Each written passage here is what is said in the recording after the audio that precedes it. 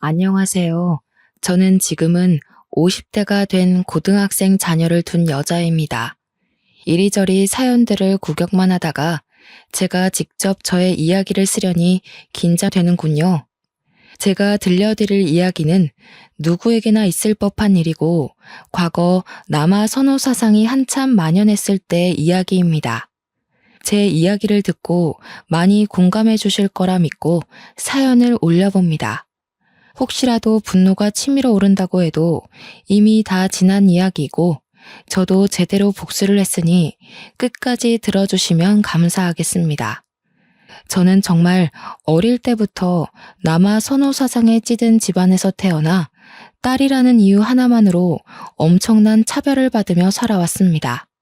오죽하면 동네 어르신들이 보다 못해 어디서 주워온 애 아니냐고 할 정도로 지독하게 당하면서 살았습니다. 그 어린 나이에도 차별로 인해 눈칫밥만 엄청나게 먹었고 저도 모르게 세상을 그렇게 습득하게 되었죠. 얼마나 차별을 당했는지 아마 여기 사연을 보러 오신 분들은 상상도 못할 겁니다.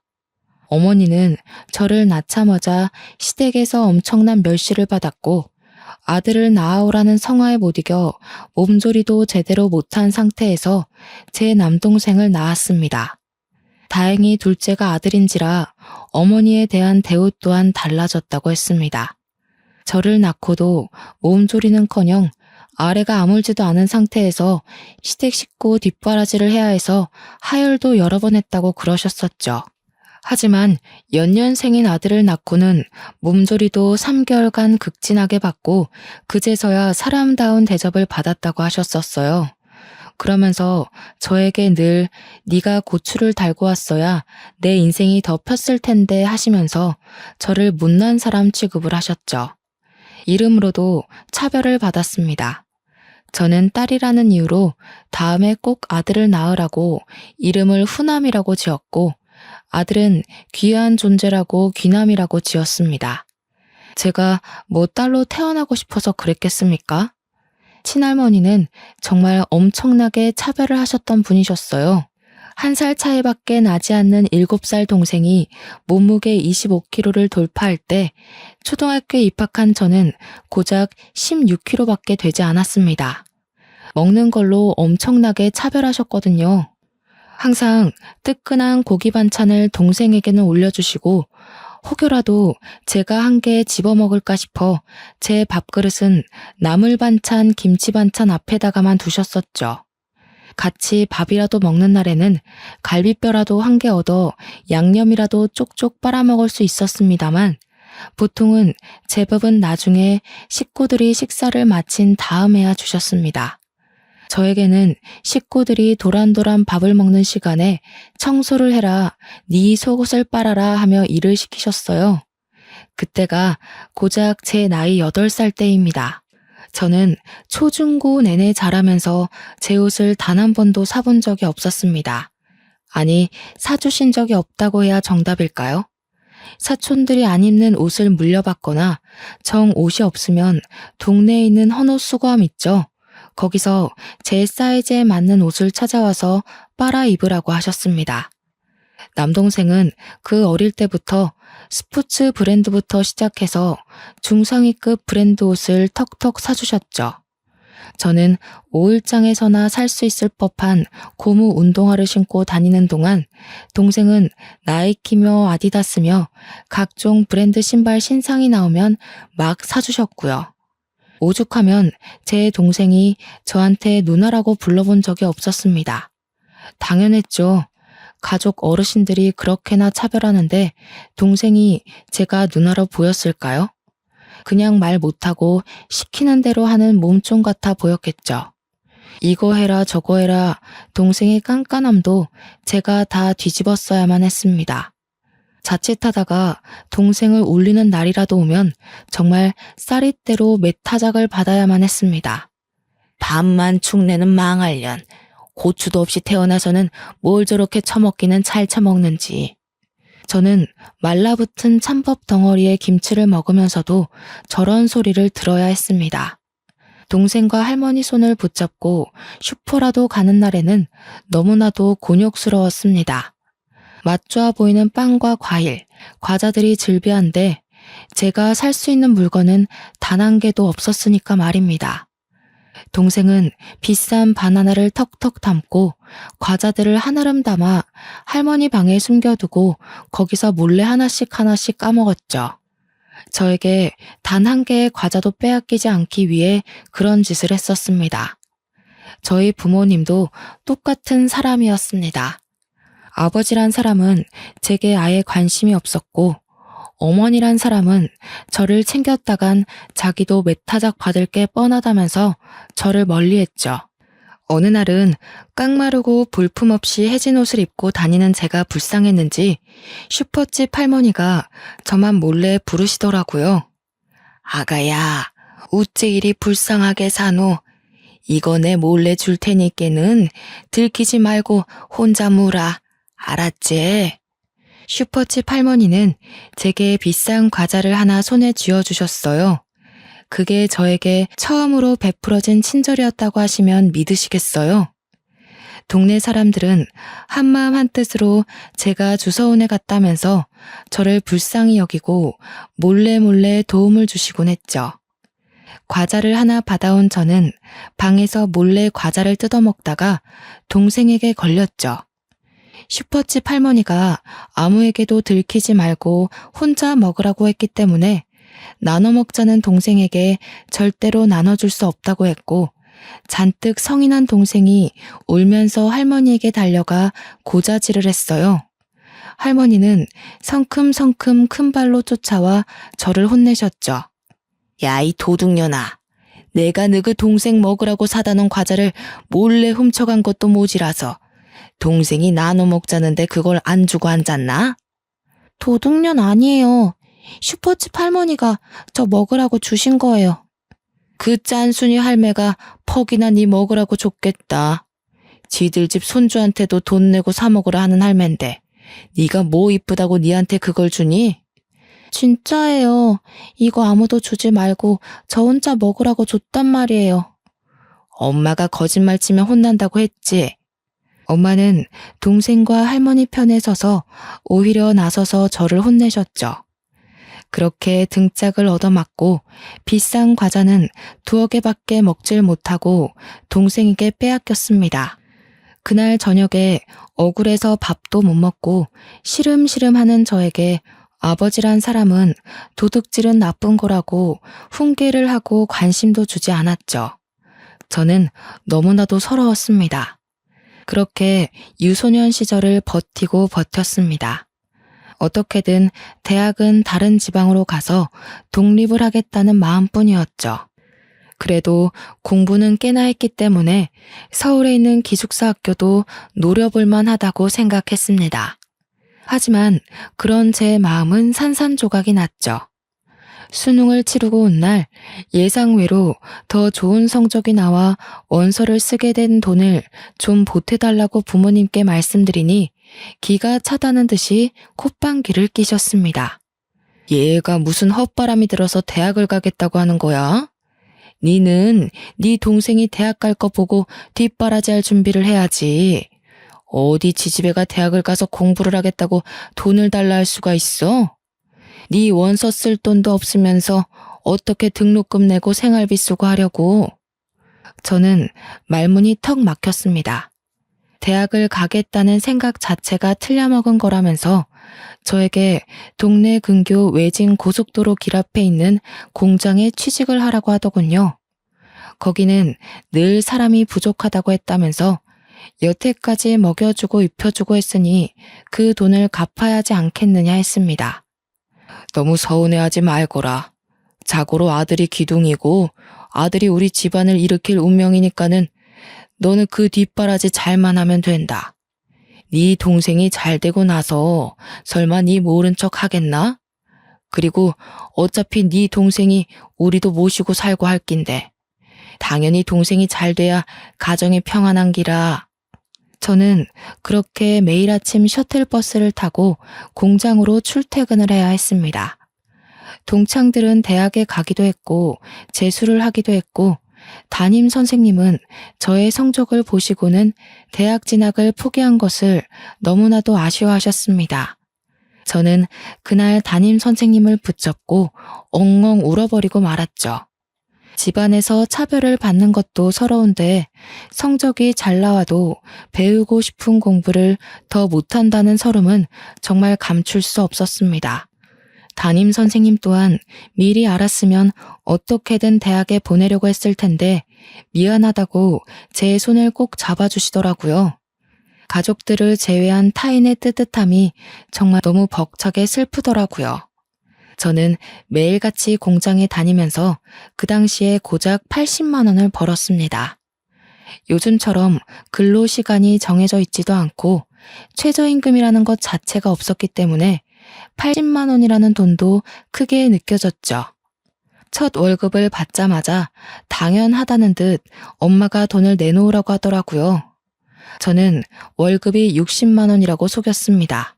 옆집 순이는 80만 원인가 90만 원인가 받는다던데 너는 왜 60만 원이고? 나는 이제 막 들어갔고 아직 고등학교도 졸업 못했다고 월급 많이 못 준대요. 어머나 이 사기꾼들 2월이면 졸업하는데 아직 해 안 바뀌었다고 졸업 안 했다고 돈을 덜 주나? 이리 가지고 와봐. 저는 그렇게 20만 원이라도 몰래 모을 수 있다는 것에 감사했습니다. 공장에서 일하는 동안 6개월마다 꼬박꼬박 월급을 올려주었지만 저는 계속해서 집에다가 월급이 60만 원이라고 속였어요. 제가 공장에서 일하는 4년 동안 제 남동생은 삼수를 했습니다. 어찌나 돌대가리인지 공부에는 전혀 소질이 없음을 저는 진즉 알아봤지만 그래도 사내가 대학은 나와야 한다면서 밑 빠진 독에 물 붓기 마냥 공부를 시키더군요. 밤마다 술에 취해서 오토바이나 타고 사고나 일으키는 문제한테 무슨 기대감이 있는 건지 모르겠지만 저 묵묵히 공장에서 제 할 일만 했습니다. 그래도 집에다가 꼬박꼬박 60만 원씩 가져다 주니 월급날에는 고기 반찬도 내어주고 하더라고요.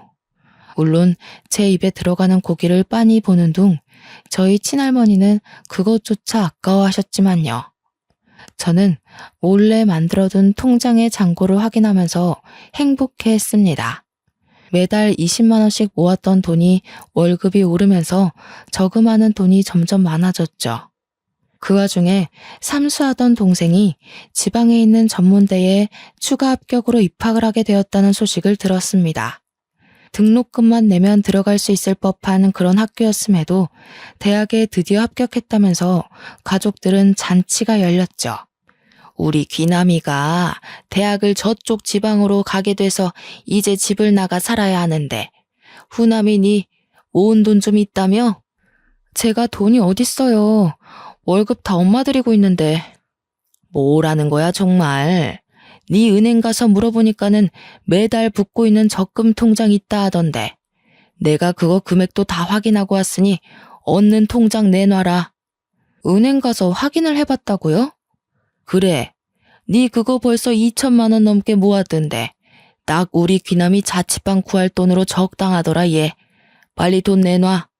저는 그렇게 아무런 힘도 못 써보고 모아둔 적금까지 들켜 빼앗기고 말았습니다. 제 돈을 가져가면서도 친할머니는 제게 쌍욕을 퍼부었죠. 더러운 년이 뒷공무니로 돈을 숨기고 있었어. 은혜도 모르는 년. 지 동생 위에 써주는 걸 감사하게 생각해야지. 어디 돈을 들고 튀려고 저 망할 년. 아주 사고나 크게 한번 나서 뒤져버려도 시원치 않을 년. 저는 정말 서러워서 목이 턱 막혔습니다. 바보같이 악이라도 한번 써봤어야 했는데 그러지도 못하고 방에서 다음날 출근 준비를 해야만 했죠. 동생은 제게 놀리듯이 잘 쓸게 한마디 하고는 집을 구하러 다녀야겠다고 방은 원룸보단 투룸이 좋겠다고 신나서 떠들고 있었습니다. 저는 다음날 퉁퉁 부은 눈으로 출근을 했고 평소 친하게 지내던 언니에게 이 모든 이야기를 털어놓았습니다. 언니는 제게 아주 잠깐 고민을 하더니 집을 탈출하고 싶으냐고 영영 인연을 끊고 살고 싶으냐고 묻더라고요. 그러면 후남이 너 내가 서울에 있는 좋은 일자리가 하나 있는데 거기 소개시켜줄까? 서울이요? 제가 갈 수 있을까요? 응, 거기 지금 대규모로 채용하고 있어서 아마 네 경력이면 붙고도 남을 거야. 대기업 공장이라서 일은 지금이랑 비슷한데 복지도 훨씬 좋고 월급도 2배 이상일걸? 숙식도 제공되니까 집 구할 필요도 없어. 그럼 언니가 가야지 왜 저한테 소개를 시켜줘요? 언니는 남자친구 때문에 이 동네에서 벗어나기 힘든 거 알잖아. 우리 곧 결혼할지도 모르고. 아무튼 후남이 네가 가면 딱 좋겠다. 저는 언니의 말을 듣고 그 공장에 입사 원서를 냈고 최종 합격까지 일사천리로 정해졌습니다. 저는 가족들에게 아무런 말도 하지 않고 떠날 준비를 차근차근 했죠. 미리 회사의 사정을 이야기하고는 기숙사 주소로 택배를 통해 몇 개 없는 짐을 붙여놓고 출근을 하는 척하면서 그대로 서울로 도망을 쳤습니다. 당연히 가족들과 연관되어 있는 통장들도 전부 해지했습니다. 휴대폰은 당연히 집에다가 버리듯이 두고 왔고 정확히 몇 달 뒤 해지하고 새로운 휴대폰을 개통했죠. 대기업이라 그런지 정말 좋았습니다. 기숙사도 살던 집보다 훨씬 좋은 환경이었고 틈틈이 제가 좋아하는 공부를 할 수도 있었습니다.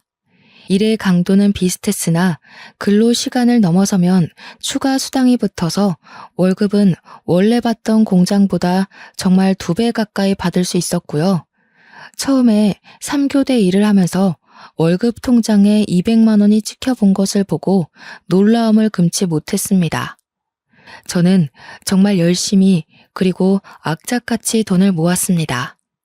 여기서는 배달 음식을 시켜 먹는 일이 드물었고 밥도 삼시세끼 다 나왔고요. 제가 뭐 옷이나 가방 같은 데에 돈을 쓰는 사람도 아니었기 때문에 고스란히 월급 자체가 적금이나 다름없었습니다. 그러다가 공장에서 남자를 한 명 알게 되었습니다. 저와 같은 교대조 사람은 아니었고 그분은 관리직으로 입사를 해서 저처럼 단순 노동을 하는 것이 아닌 인사팀 쪽에서 사람들 관리하는 사람이었습니다.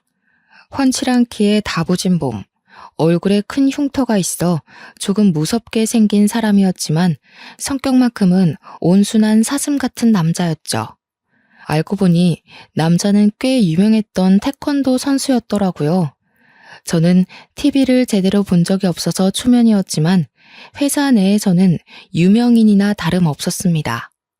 전국체전에서 메달을 딴 적도 있는 사람이라고 했어요.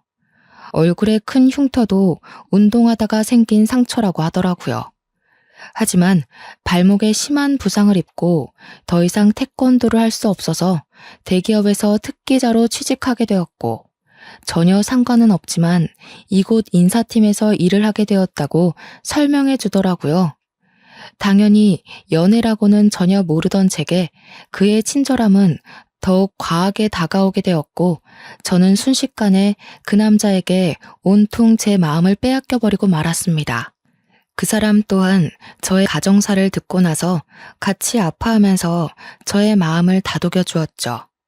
저희는 그렇게 같은 공간에서 사내 연애를 하게 되었고 제가 서울로 도망친 지 3년 만에 그 남자와 함께 가정을 꾸리기로 약속을 하게 되었습니다. 그의 집으로 인사를 드리러 간 날 저는 그 어느 때보다 더 긴장하고 두려움이 앞섰습니다. 저의 가정사를 대충 이야기는 드렸다고 했지만 솔직히 제가 부모라면 저 같은 애는 며느리로 받아들이고 싶지 않을 것 같았거든요.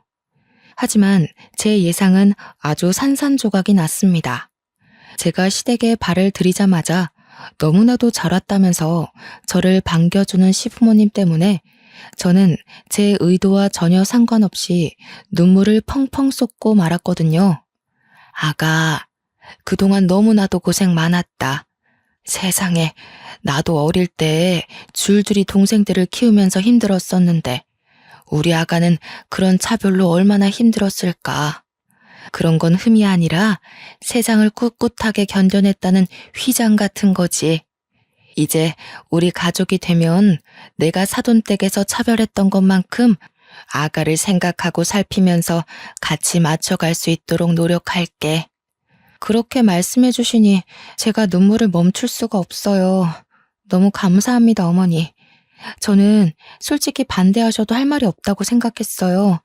이렇게까지 환대를 해주시니 제가 어떻게 더 기쁠 수 있을지. 하지만 지금 제가 도망치듯 집을 떠난 터라 부모님께서는 제가 어디서 뭘 하는지 모르세요. 그렇게 차별을 받고 자랐으니 알리고 싶지 않은 게 당연하지. 우리는 그걸 흠으로 잡을 생각 없다. 아가가 하고 싶은 대로 하렴. 혼주석이야 비워두어도 전혀 부끄러울 거 없단다. 저는 시댁 식구들의 배려로 혼주석을 비운 채 결혼을 진행할 수 있었습니다. 저는 딱히 초대할 만한 친구들도 없어서 결혼식을 약소하게 진행하고 싶었지만 시아버지께서 워낙 사업을 크게 하시기도 하셨고 남편 손님들도 꽤 많아서 성대하게 치러졌어요. 그래서 저는 지금 회사에 취직할 수 있도록 도와준 고향 언니를 초대하였습니다. 오랜만에 연락이 닿은 언니는 너무나도 축하한다면서 저의 결혼식에 남편과 한달음에 달려왔습니다. 제가 그간 고생했던 것도 알고 있었기 때문에 눈물을 글썽이며 진심으로 저의 결혼식을 축하해 주었어요. 언니는 아직도 그 공장에 다닌다며 아주 짧게 회포를 풀고는 저희 부모님의 소식도 간략하게 전해주었습니다. 너 그렇게 서울로 떠난 다음에 아주 난리가 났었어. 앞으로 돈은 어쩌냐고, 누가 벌어오냐고 소리치면서 회사까지 찾아와서는 너 어딨냐고 난리 나고, 아무도 모른다고 나도 모른다 잡았대니까 공장에 한 일주일 동안 너 기다린다고 매일같이 찾아왔었다. 네 동생은 학교도 자퇴하고 집으로 들어오더니 보증금도 다 먹고 노느라 까먹었다고 돈 내놓으라고 난리치고 너네 할머니도 시름시름 앓다가 돌아가셨어. 저는 친할머니가 돌아가셨다는 소식은 조금 의외였지만 어차피 제게 연락할 방도가 없어서 전해주지 못했을 터라 그런가 보다 하고 넘어갔습니다. 결혼식이 끝날 때까지 자리를 지켜준 언니에게 고맙다고 인사를 시키고 남편도 소개시켜줬어요. 언니는 태권도 선수였던 남편을 기억하고는 신기해했습니다. 그렇게 결혼식을 무사히 마치고 신혼여행도 난생 처음 타보는 비행기를 타고 해외로 다녀왔습니다. 챙길 친정 식구들이 없었기 때문에 시댁 식구들의 선물을 잔뜩 사들고는 돌아와 인사를 드리고 드디어 신혼집에 발을 들이게 되었어요. 신혼집은 정말 내 집이라는 생각이 들 만큼 애정이 서린 곳이었답니다. 둘이 살기에 충분하다 못해 넘치는 30평형대 아파트는 어서 나와 남편을 닮은 아이를 낳아 키우고 싶다는 생각이 절로 들게 만드는 집이었어요. 그렇게 행복한 시간만 보내면 된다고 안심하던 때쯤 집에 불청객이 찾아왔습니다. 고향 언니가 제 결혼식에 다녀온 뒤 동네 친구들에게 제가 태권도 선수였던 남편과 결혼하게 된 이야기를 했는데 그게 전달되어 동생한테까지 들어가게 된 것이었어요. 동생은 당연히 인터넷에 남편 이름을 쳐보았고 근황 기사에 한 줄 짤막하게 뜬 저의 결혼 소식을 보고는 수소문해서 찾아오게 된 것이었습니다. 저는 집에 방문할 사람이 없어 누군지 몰라 문을 벌컥 열었다가 잔뜩 심술이 나 있는 엄마와 동생을 보고는 소스라치게 놀랐죠. 어릴 때 당했던 정신적으로, 육체적으로 힘들었던 그 기억들이 떠오르면서 저는 현관 앞에서 굳어버렸어요. 당당하게 저를 밀치고 들어와 저희 집을 쑥 둘러보는데 저녁을 같이 준비하던 남편이 무슨 일인가 싶어 현관으로 오던 중 저희 엄마와 남동생과 딱 마주쳤습니다. 집도 좋은데 얻었네. 망할려니 네 동생 버리고 가서 악착같이 벌어다가 이런 집을 샀어? 너 그렇게 도망간 다음에 네 동생이고 우리 가족이고 얼마나 힘들었는지 알아? 키워준 은혜도 모르는 년이 도망가더라도 매달 생활비는 보내야 할 거 아니야? 제가 그 정도 했으면 됐죠. 뭘 더 바라시는 건지 모르겠네요. 제가 모아둔 돈 싹 털어서 동생 자취방까지 얻어줘 놓고 제가 뭘 어쨌다고 여기까지 찾아와서 이러세요? 이제 나도 늙고 힘에 부쳐서 딸이 해주는 밥 얻어먹고 살아야겠다. 여기 집에 방도 많은데 우리 방 하나 내어주면 아주 살기 좋겠어. 아, 그래. 자네가 내 딸과 결혼한 그 누구라고? 이름이 뭐랬지? 인사가 늦었습니다. 김동민입니다. 그래, 김서방. 자네도 그러는 거 아닐세? 집이 기우는 집안이라 해도 그렇지. 결혼할 때 당연한 수순으로 해와야 하는 게 있는데 쏠랑 내 딸만 데려가면 끝인가? 앞으로라도 우리한테 효도한다고 생각하고 같이 살면 되겠구만. 더는 못 듣겠으니 이만 나가주세요. 안 나가면 경찰에 신고할 거예요. 진짜 듣다. 서울에 아파트 가진 게 유세라고 거참 빡빡하게 군다. 가족들이 올라왔으면 하다못해 갈비라도 대접해야지. 누나가 그렇게 못되게 구니까 가족들이 누나를 안 챙긴 거야. 알어? 저는 정말 화가 머리끝까지 차올라서 견딜 수가 없었습니다. 그동안 당했던 일들이 주마등처럼 스쳐 지나가면서 소름이 돋을 정도로 힘들었는데 내가 못되게 굴어서 가족들이 나를 그렇게 대한 거라고 쉽게 말하는 남동생을 보니 더 이상은 말을 섞어서는 안 될 종자들이라는 생각이 들어 제발 나가라고 소리를 질러댔어요. 저의 히스테릭한 모습을 처음 본 남편도 놀라서 저를 끌어안고 진정시키려고 노력했죠. 제가 큰 소리를 내니 엄마 남동생도 무척 당황한 듯한 얼굴을 하더라고요. 귀 아프게 소리는 왜 질러대? 후남이 너 앞으로는 우리 집에 매달 생활비도 보내고 너 일하는 공장이 대기업이라며? 거기에 네 동생 자리도 하나 만들어서 꽂아주면 되겠다. 안 그래도 우리 기남이가 제대로 직장 생활도 못하고 지금까지 놀고 먹고 있는데 이제는 슬슬 독립할 준비도 해야지. 제 나이가 벌써 28살인데 동생은 27살을 먹도록 일 한 번 하지도 않고 집에서 놀고 먹었다는 게 정말 어이가 없었습니다. 적어도 전문대조차 졸업도 못했으면 어디서 기술이라도 배워서 노동이라도 해야 하는 것 아니겠습니까? 아직까지도 부모 품에 쌓여서 제 앞길 하나 제대로 못 보는 동생이 너무나도 한심하게 느껴졌습니다. 근데 김서방 얼굴에 그 흉터는 패싸움이라도 하다가 생긴 건가? 우리 귀남이 이야기 들어보니까 힘 좀 쓰던 사람이라고 하던데 운동을 열심히 한 게 아니라 어디 양아치 무리들이랑 노느라 힘쓴 거 아닌가 싶네. 남편은 정말 황당하다는 얼굴을 했지만 그래도 딴에는 제 엄마라고 제 가족이라고 앞에선 대놓고 아무 말도 못하더라고요.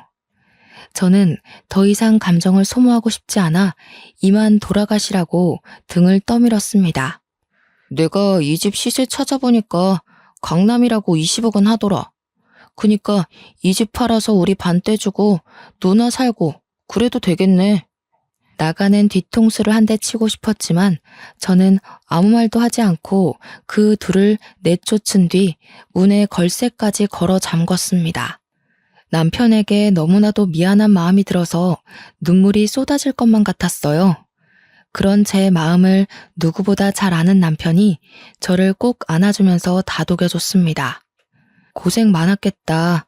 너무 힘들었겠다 하면서 저를 토닥여주는 손길에 눈물을 펑펑 쏟아냈습니다. 당연히 이 이야기는 시댁에도 흘러가게 되었고 시부모님은 저보다 더 분노하셔서 다음에는 꼭 경찰을 부르라고 하셨습니다. 하지만 그 행복도 정말 잠시였습니다. 집 현관문 앞에서 주구장창 저를 기다리고 있는 거머리 같은 가족들의 얼굴을 보면 고된 일을 끝내고 집으로 돌아가는 가벼운 발걸음이 갑자기 무거워지곤 했습니다. 제게 당당히 저녁밥을 내놓으라고 요구하는 그 뻔뻔함에 치가 떨렸고 저는 첫날 이후로 절대 집에 발을 들이지 못하게 온몸으로 막아섰습니다. 결국 엄마는 제게 바라던 것이 있었는지 이야기 좀 하자고 저를 붙잡더군요. 이 아빠가 이제 늙어서 돈도 못 벌어오고 귀남이는 아직 할 줄 아는 게 없어서 취직도 안 되니까 우리 귀한 아들 쫄쫄 굶어 죽을 수는 없으니 뭐라도 배워야 먹고 살 텐데 말이야. 그러니까 네가 누나로서 좀 도와주고 해야 되지 않겠니? 그래서요? 저희 회사는 제가 취직시켜주세요 한다고 취직할 수 있는 회사가 아니에요. 당연히 저도 면접을 보고 들어온 거고 귀남이도 취직하려면 취업 준비를 해야죠. 무작정 이럴 게 아니라요. 그래, 그 취직 준비. 그거 하려니까 돈이 좀 필요하다. 돈 좀 다오. 저는 취업 준비를 하는데 무슨 돈이 필요한지는 모르겠지만 매일같이 찾아오는 스트레스를 겪는 것보다 차라리 돈을 쥐어주는 게 편할 것 같았습니다. 저도 결혼하느라 돈 다 써서 돈 없어요. 하지만 이 돈을 마지막으로 앞으로 저와의 인연을 끊겠다고 약속하시면 어떻게든 마련해 볼게요. 나도 너같이 은혜도 모르고 가족도 모른 척하는 망할년이랑 인연을 이어가고 싶은 생각 없다. 3천만 원 정도만 해와. 1만 원이 이 집 개 이름인 줄 아는 저희 엄마에게 알겠다고 약속을 했습니다. 돈 3천으로 더 이상 안 보고 살 수 있다면 오히려 그 돈이 아깝지 않을 정도였거든요. 저는 다음날 바로 은행에 가서 적금 통장을 깨고 그 돈을 모두 엄마에게 송금을 했습니다. 그러자 매일같이 아파트 입구에서 기다리던 그 지긋지긋한 가족들이 보이지 않더라고요. 하지만 그것도 아주 잠시였죠. 열흘쯤 지나니 이번엔 아빠가 찾아왔더라고요. 네 엄마한테는 3천 주고 왜 나한테는 아무것도 안 줘? 너네 할매가 너 딸인 거 알고 지우라고 난리를 치는 거 내가 막아서 네가 태어난 거다. 알어? 나 아주 은혜도 모르고 지 어미만 챙기는 꼬라지하고는. 나한테도 3천만 원 줘. 정말 저는 아빠와 이렇게 긴 대화를 나눠본 기억이 없었습니다. 살면서 제일 오랜 시간 나눈 대화가 돈 달라는 이야기라니 제 삶이 얼마나 척척했겠습니까? 그날 저녁 저는 엄마에게 3천만 원을 송금한 이야기, 아빠가 찾아온 이야기를 남편에게 했습니다. 남편은 아주 진지하게 고민을 하더니 제게 말했어요. 내가 우리 후남 씨 자존심 상할까봐 그리고 또 가족들 이야기라 어떻게 전달하는 게 좋을지 모르겠어서 입을 다물고 있었는데 아무리 그래도 딸한테 그렇게 나쁜 말을 뱉는 건 난 부모의 자격이 없다고 생각해. 그러니까 여보만 괜찮다면 이 집은 전세 놓고 여보가 스트레스 그만 받을 때까지 우리 부모님과 합가를 하는 건 어떨까? 저는 단번에 좋다고 했습니다. 시댁 식구들은 나의 가족 같은 느낌이 있었기 때문이었어요. 솔직히 시어머니께서 제게 시집살이를 시킨다 한들 어릴 때 당했던 수모보다 덜할 것 같았기 때문에 좋다고 했습니다. 당연히 저희 시댁에서도 집이 복작복작해지겠다면서 너무나도 좋아하셨고 제가 짐을 싸들고 간략하게 이사를 하자 그날 아주 상다리가 부러지게 진수성찬을 차려주셨죠. 그래서 집은 잘 내놨어? 가구들은 어쩔 거야? 다 들고 들어오려면 큰 이사가 될 것 같은데. 일단 가전 가구들도 빌트인으로 생각하고 전세 매물 내놓았어요. 나중에 다시 들어갈 때 새로 사던가 하면 될 것 같아서요. 그래, 잘 생각했다. 우리 세아가 얼굴이 많이 상했어. 얼른 밥 먹자. 아, 혹시라도 우리 아들이 내가 시집살이 시킬까봐 나한테 경고를 단단하게 주지 뭐야? 그래서 나도 조심하려고. 일부러 일주일에 3번 오시는 도우미 아주머니도 매일 오시라고 했어. 절대 집안일에 신경 쓰지 말고 회사 다니는 거, 그리고 가족들 연락 안 받는 거, 그것만 생각하고 푹 쉰다고 생각해. 알겠지? 제가 기본적인 건 다 할 수 있는데 왜 그러셨어요, 어머니? 내가 왜 우리 며느리 손에 물 묻히게 하니? 저녁은 다 같이 먹을 수 있는 거지? 쯤에 저녁 먹고 싶은 메뉴 생각하면 나한테 연락해놔. 내가 이모한테 말해서 준비해두라고 시킬게. 우리 집에 있는 동안 살 좀 찌워야겠어. 너무 말라서 내가 마음이 다 안쓰러워. 시어머니의 진심 어린 행동에 저는 하루를 사는 행복에 대해 다시 한번 생각하게 되었습니다. 시댁에서 지내는 동안 정말 저를 괴롭히는 사람도 일도 없어서 너무 행복했고 살도 포동포동하게 찌기 시작했어요. 하지만 저희 뻔뻔한 친정 식구들이 이렇게 가만 넘어갈 사람들이 아니었죠. 그날은 가족들과 함께 갈비찜을 먹고 있었습니다. 갈비찜. 어릴 때는 살코기 한 조각 먹어보질 못하고 뼈대에 묻은 양념만 핥아 먹었었던 터라 제게 한 맺힌 음식이나 다름없었죠. 푹 졸여 살이 사르르 녹는 갈비찜을 먹으면서 행복함에 대한 이야기를 나누고 있는데 시댁에 누가 찾아왔는지 벨소리가 울렸어요. 시댁은 아파트가 아닌 전원주택이라 큰 대문을 넘고 들어와야 마당을 통해서 집 앞에 올 수 있었거든요. 큰 대문에서 누가 문 열으라고 고래고래 소리를 지르는데 듣자마자 딱 알았습니다. 저희 엄마 아빠 그리고 남동생인 것을요. 제가 나가볼게요 하고 일어서자 아니라면서 시부모님도 남편도 다 같이 일어섰습니다.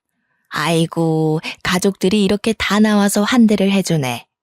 우리 집 못 배워 처먹은 년이 글쎄 시부모는 모시고 살면서 친정 부모는 나 몰라라 하는 게 말이 됩니까? 못 배워쳐. 아니, 어떻게 딸에게 그런 식으로 말을 할 수 있어요? 처음 뵙는 사돈댁이지만 정말 듣던 대로 너무 하시네요. 그러면 지는 시부모랑 이런 좋은 집에서 호화스럽게 살면서 지 낳아주고 길러준 애미애비는 단칸방에 넣어두는 게 맞습니까? 거기다가 지가 책임져야 할 남동생은 어쩌고요? 듣자 하니까 너무하시네요. 처남을 왜 우리 후남씨가 챙겨야 합니까? 자기 몫은 자기가 알아서 챙기고 사는 거죠. 옛날엔 다 그랬어. 우리 귀한 아들 키우려고 딸 낳은 거지. 내가 저거 고추만 달고 나왔어도 이런 인생을 안 사는 건데. 딸년을 낳아서 내가 아직도 이리 단칸방에서 힘들게 살고 있는 거지. 이만 가세요. 그게 왜 다 후남씨 탓입니까? 자꾸 이러시면 주거 침입으로 경찰에 신고하겠습니다. 참나, 남편도 꼭 쥐 같은 거 만났네. 야, 얼굴에 그런 큰 흉터 들고 그런 말하면 협박죄 바로 성립되겠는데? 너 솔직히 발목 부상 그거 아니라며. 인터넷에서 내가 봤는데 너 그 발목 부상도 싸움하다가 다친 거라던데? 양아치 새끼. 운동까지 해놓고 사람 때리면 그거 살인죄 아니냐? 와, 엄마 아빠 저 새끼 눈빛 봐. 한 대 치겠다 아주. 동생은 남편이 평소 시달리고 있던 악플을 봤는지 루머 가득한 내용을 면전 앞에서 뱉고 있었습니다. 참다 못한 시모가 경찰을 부르려고 하는데 남편이 동생의 멱살을 확 잡아채서 올리더라고요. 시부가 폭력은 안 된다고 말리려는데 이미 눈이 돌아간 남편이 힘으로 동생을 들어올리자 친정 부모님도 난리가 났습니다. 태권도를 그리 오래 하고 아직도 운동을 취미 삼아 하는 남편의 힘을 맨날 술이나 먹고 게임이나 하는 동생이 어떻게 이기겠어요? 발이 땅에서 떨어지자 캑캑거리면서 침을 흘리는 남동생에게 남편이 크게 경고를 했습니다. 2번 다신 우리 집 앞에 나타날 생각도 하지 말고 돈 달라고 찾아오지도 마. 그리고 말이라는 거 그렇게 함부로 뱉으라고 있는 거 아니야. 알겠어? 내가 우리 후남씨 상처받는 거 옆에서 보면서 참고 참았는데 뚫린 입이라고 그렇게 짓거리고 다니면 너 진짜 뒤진다. 친정 부모님도 남동생 눈이 뒤집어 까지면서 캑캑거리니 2번 다신 찾아오지 않겠다고 우리의 놔주라며 소리를 쳤어요. 그 꼴이 제법 웃기고 하찮아서 저는 가만히 지켜보고 있었죠. 내가 잘못했네. 우리가 2번 다신 돈 달라고도 안 하고 나타나지도 않을 테니 우리의 놔줘. 그래 김서방, 가족끼리 이러는 거 아닐세. 우리가 하란 대로 할 테니 우리 귀남이 죽겠어. 내팽겨치듯 멱살을 풀어주니 바닥에 철푸덕 자빠지는 꼴이 우스워서 저는 웃고 말았습니다. 기침을 크게 몇 번 한 동생은 호흡을 크게 하면서 벌벌 떨더라고요. 살면서 그런 취급을 받아본 적이 없으니 꽤나 놀랐을 겁니다. 뒷공문이 빠지게 돌아서는 세 명의 모습을 보니 속이 참 시원하더라고요. 시아버지는 한 번만 더 찾아오면 경찰을 부를 거라고 뒤통수에 대고 소리를 쳤고, 시어머니는 제 손을 꼭 잡아주었습니다. 남편은 저보고 식어버린 갈비찜을 어쩌냐며 매일 다시 먹자고 아무렇지 않게 이야기하더라고요. 참 든든했어요. 그렇게 저희는 시댁에서 전세 기간이 끝날 때까지 2년을 지냈고, 그 이후에 다시 저희 둘만의 보금자리로 돌아왔습니다. 시간이 흐르고 흘러 제 나이가 30 중반에 다다르자 시댁에서도 슬슬 아이를 기다리는 눈치더라고요. 그래서 저희는 이제 아이를 낳자는 계획을 세우고, 저는 10년을 넘게 다닌 회사도 퇴직을 하기로 마음먹었습니다. 하지만 행복함이 오래 지속되면 그만큼 불안함도 따르는 법이었죠. 근 5년 만에 다시 친정엄마가 제 앞에 나타나더라고요. 저는 치가 떨려서 상종도 하고 싶지 않았습니다. 저에게 남편은 어디 갔느냐고 넌지시 물어보는 게 낌새가 조금 이상해서 왜 그러시냐 반문을 했습니다. 우리 귀남이가 간암이라서 간이식을 받아야 한다고 하는데. 저는 아주 기가 막혔습니다. 정신 못 차린 동생이 매일같이 술 처먹고 게임만 하고 담배만 피우다가 간암에 걸리고 만 것입니다.